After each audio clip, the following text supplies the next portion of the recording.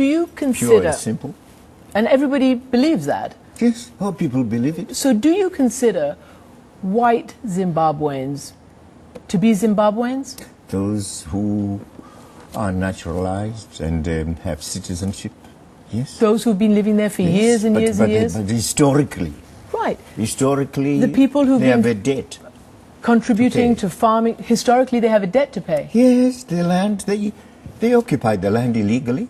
They seized the land from our people. Look. And therefore, the process of reform, land reform, involved their having to hand over the land. We agreed upon this with the British, by the way. Some 80% of that land was acquired after you took office, some of the farmland, and with the various certificates that mean government approval.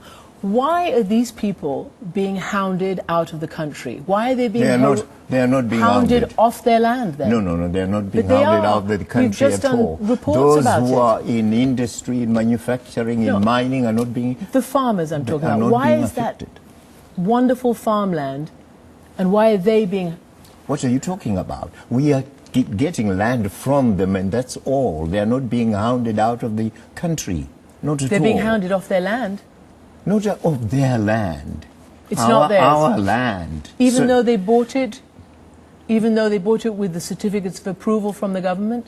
But haven't you heard of the Lancaster House discussions and the agreement with the British government? Because they are British settlers. Originally they have been British settlers. And we agreed at Lancaster House that there would be land reform. But they're citizens, aren't they? And isn't this farming disaster contributing to citizens by colonization? Seizing land from the original people, indigenous people of the country? But how did that all go so wrong? That? How did that all go so wrong? Because when you came in, it was about reconciliation. No, they knew about it. They knew we had this program of land acquisition and land reform. They knew about it. But what about the blacks? And the British knew about it. Let's talk about the black farm workers whose houses and shanty houses, who work on these farms, they're being bulldozed in an operation that was called Drive Out the Rubbish. These are black Zimbabweans. There was no operation of that nature. How come they're being driven off and they're shanty hounds? The farm workers? No, you're mistaken about the Murambachina program, which had to do with slums, getting rid of slums, not getting rid of the farm workers. It had nothing to do with farm workers at all. Farm workers, by the way, were to be given three choices. One, they could remain on the farm under the new owner and continue working on the farm. Two, if they were alien... The accusation was that they were opposition. Let me know. If they were alien, and most of them were from Mozambique and Zambia, they could choose to go home, in which case we would discuss the package that they deserved. Three, they could decide to leave the farm and go elsewhere.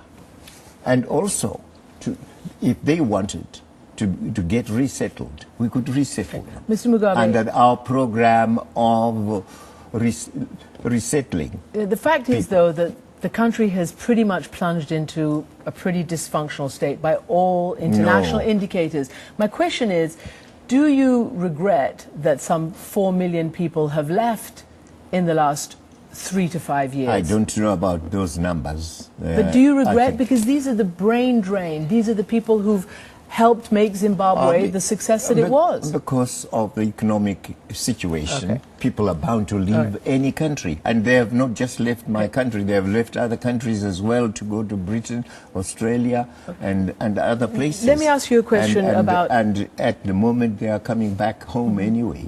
Let me ask you a question. We'll move on from this, and we'll ask you a question about...